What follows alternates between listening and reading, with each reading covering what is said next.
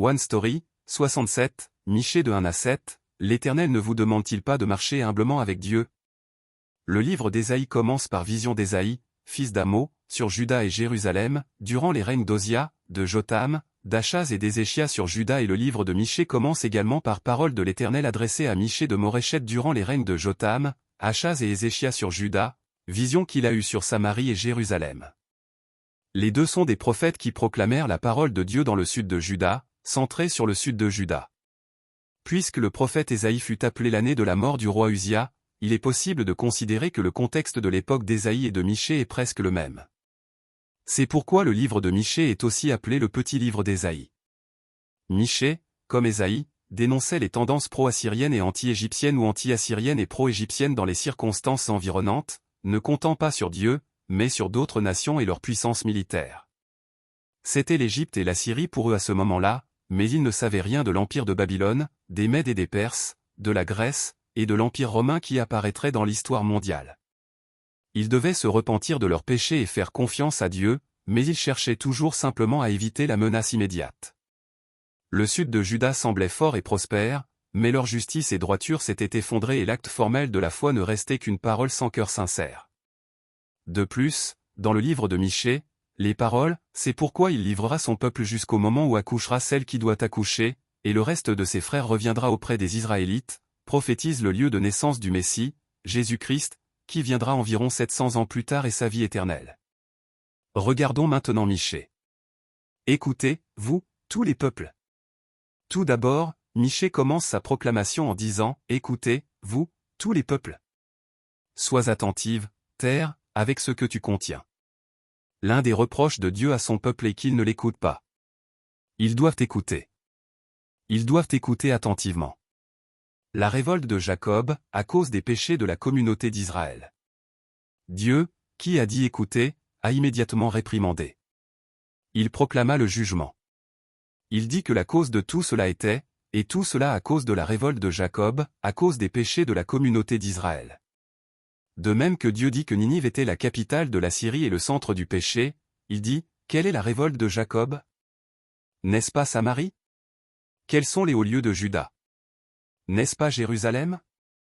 Ainsi, Dieu frappera Samarie et Jérusalem. Après cela, Dieu continuera de réprimander leurs péchés et leurs méfaits, proclamant la punition selon leurs péchés, et parlant de la condition misérable résultant de cette punition. Je te rassemblerai tout entier, Jacob. Qu'il soit triste ou malade, Dieu versa son cœur, et à travers la compassion brûlante inévitable, il soutiendra à nouveau son peuple.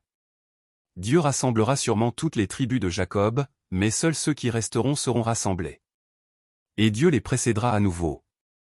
Il leur cachera son visage.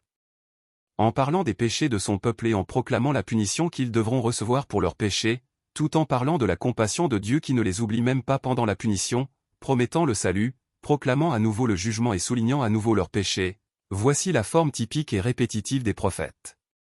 Dieu réprimanda à nouveau les dirigeants du peuple et révéla leurs mauvaises actions.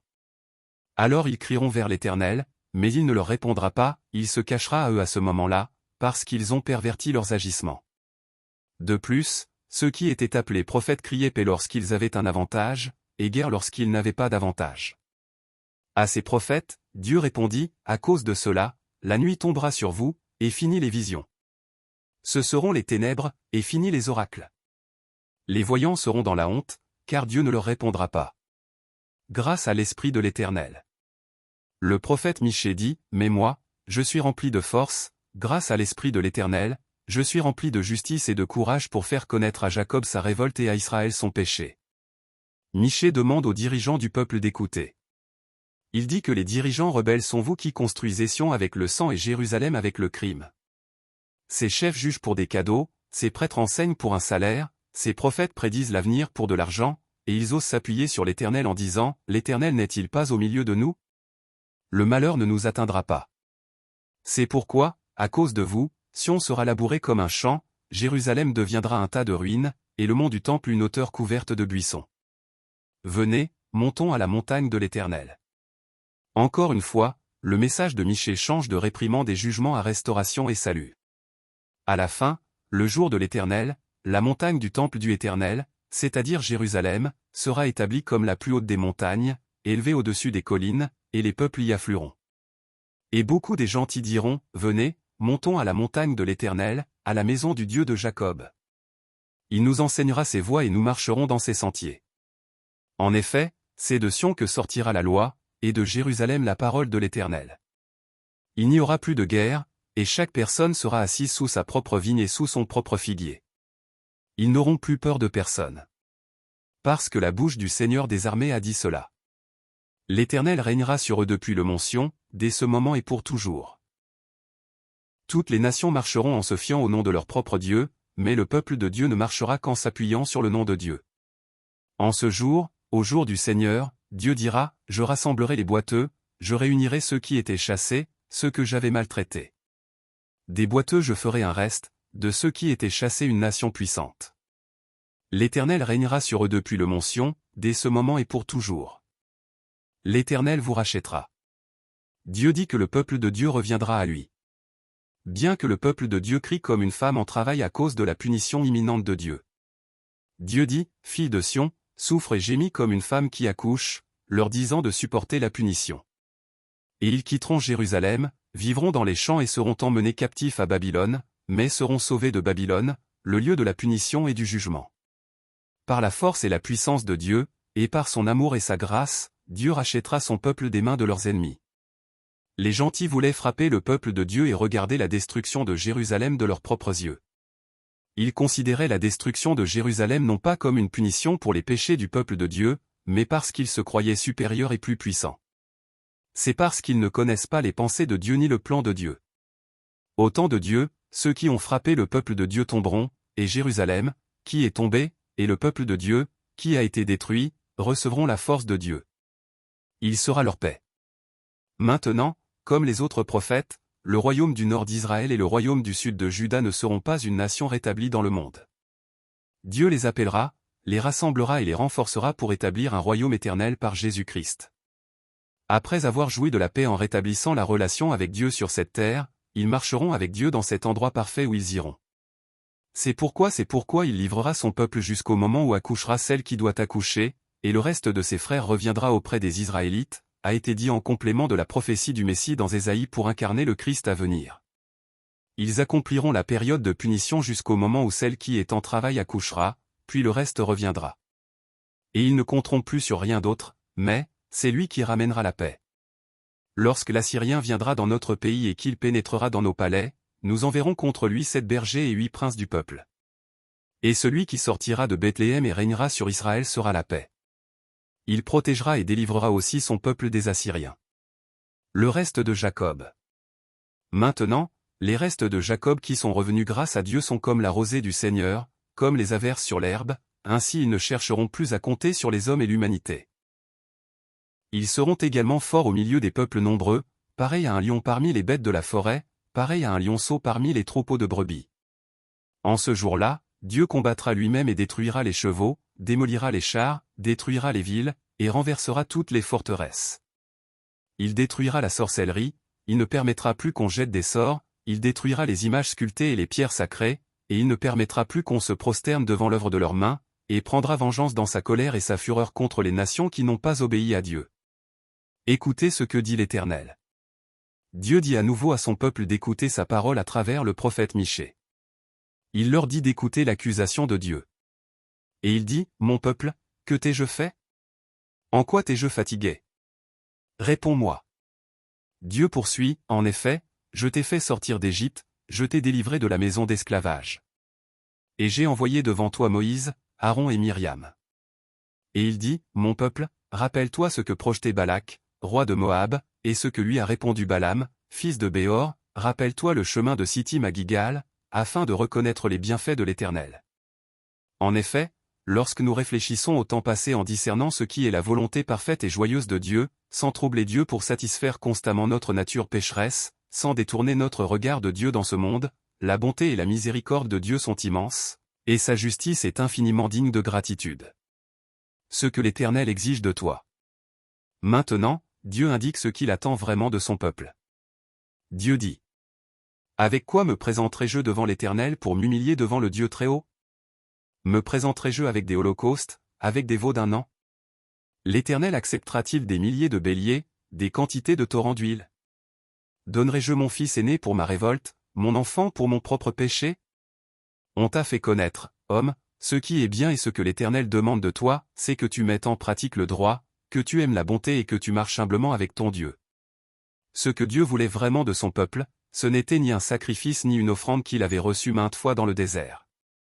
Ce n'était même pas le fils aîné, le plus précieux, ni eux-mêmes. Ce que Dieu voulait, c'était la cœur sincère. C'est-à-dire s'attacher à la parole de Dieu, aimer Dieu et marcher humblement avec lui. Craindre le nom de Dieu et la sagesse. Dieu, qui répète la restauration et le salut, la réprimande et le réconfort, montre à nouveau les péchés de son peuple. Cela venait du fait qu'ils ne craignaient pas Dieu.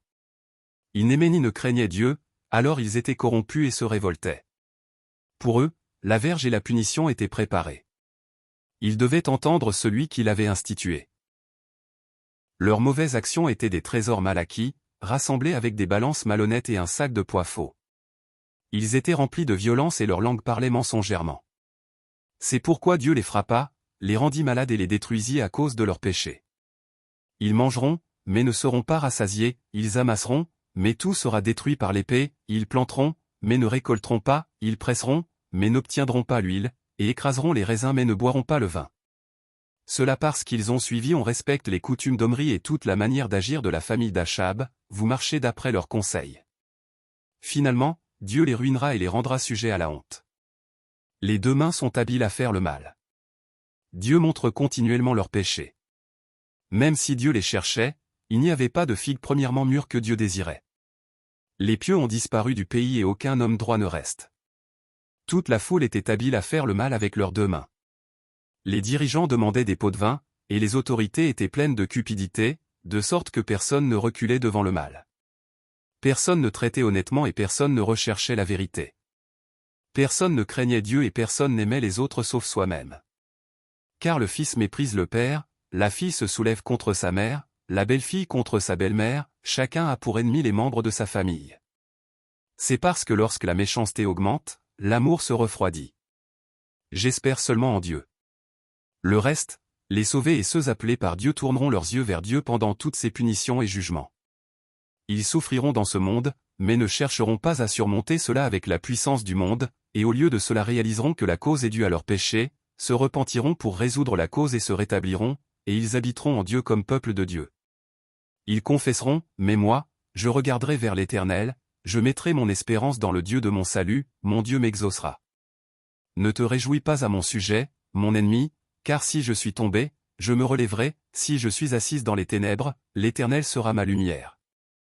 Je supporterai la colère de l'Éternel, puisque j'ai péché contre lui, jusqu'à ce qu'il défende ma cause et me fasse droit.